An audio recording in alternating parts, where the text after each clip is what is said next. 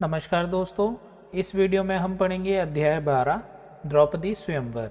जिस समय पांडव एक चक्रा नगरी में ब्राह्मणों के वेश में जीवन बिता रहे थे, उन्हीं दिनों पांचाल नरेश की कन्या द्रौपदी के स्वयंवर की तैयारियां होने लगीं।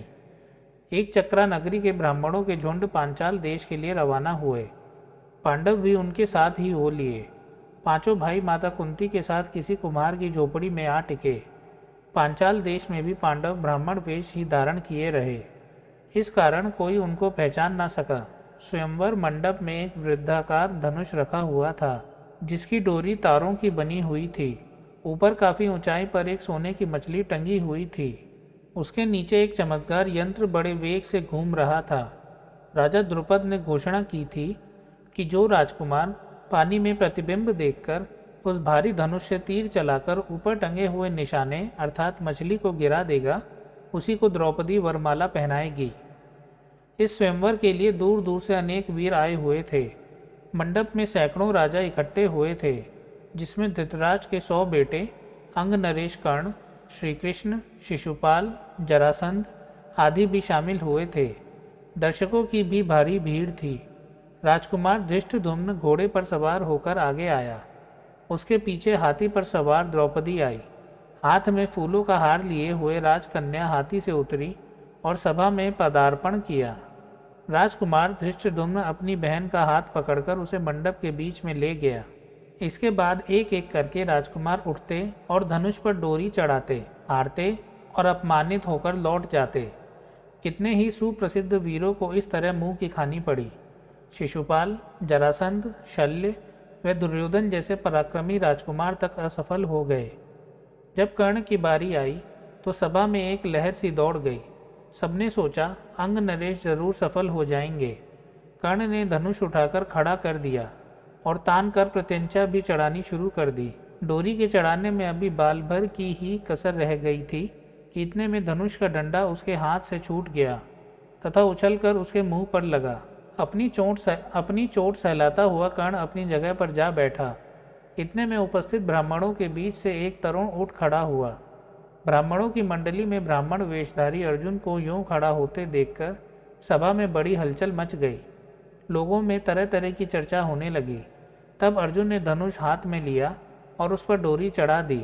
उसने धनुष पर तीर चढ़ाया और आश्चर्यचकित लोगों को मुस्कुराते हुए देखा। लोग उसे देख रहे थे। उसने और देरी न करके तुरंत एक के बाद एक 5 बाण उस घूमते हुए चक्र में मारे और हजारों लोगों के देखते देखते निशाना टूटकर नीचे गिर पड़ा। सभा में कोलाहल मच गया, बाजे बज उठे। उस समय राजकुमारी द्रौपदी की शोभा कुछ अनूठी हो गई। इस चित्र में आप देख सकते हैं अर्जुन को निशाना लगाते हुए वह आगे बढ़ी और सर खुचाते हुए लेकिन प्रसन्नतापूर्वक ब्राह्मण वेश में खड़े अर्जुन को वरमाला पहना दी।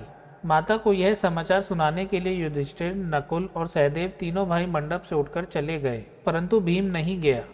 उसे भय था कि निराश राजकुमार कहीं अर्जुन को कुछ कर न बैठें। भीमसेन का अनुमान ठीक ही निकला। राजकुमारों में बड़ी हलचल मच गई। उन्होंने शोर मचाया। राजकुमारों का जोश बढ़ता गया। ऐसा प्रतीत हुआ कि भारी विप्लव मच जाएगा। यह हाल देखकर श्री कृष्ण, बलराम और कुछ राजा विप्लव मचाने वाले राजकुमारों को समझाने लगे।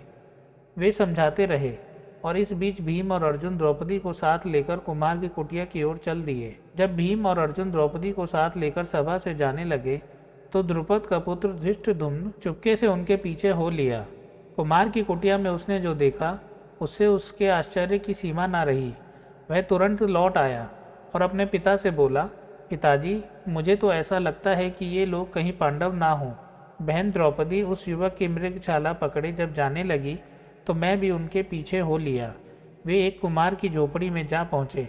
वहाँ अग्निशिखा की भांति एक तेजस्वी देवी बैठी हुई थी। वहाँ जो बातें हुईं उनसे मुझे विश्वास हो गया कि वह कुंती देवी ही होनी चाहिए। तब राजा द्रुपद के बुलावा भेजने पर पांचों भाई माता कुंती और द्रौपदी को साथ लेकर राजभवन पहुँचे। युधिष्ठिर ने राजा को अपना सही परिचय दे दिया। यह जानकर कि ये पांडव हैं, राजा द्रुपद फूले न समाये। उनकी इच्छा पूरी हुई। महाबली अर्जुन मेरी बेटी के पति हो गए हैं तो फिर द्रोणाचार्य की शत्रुता की मुझे चिंता नहीं रही। यह विचार कर उन्होंने संतोष की सांस ली। माँ की आज्ञा और सबकी सम्मति से द्रौपदी के साथ पांचों पांडवों का विवाह हो गया। दोस्तों, अध्याय 12 द्रौपदी स्वयंवर यहाँ समाप्त होता है। इसका अगला भाग पढ़ेंगे हम नेक्स्ट वीडियो में। मैं हूँ वैभव। नमस्कार।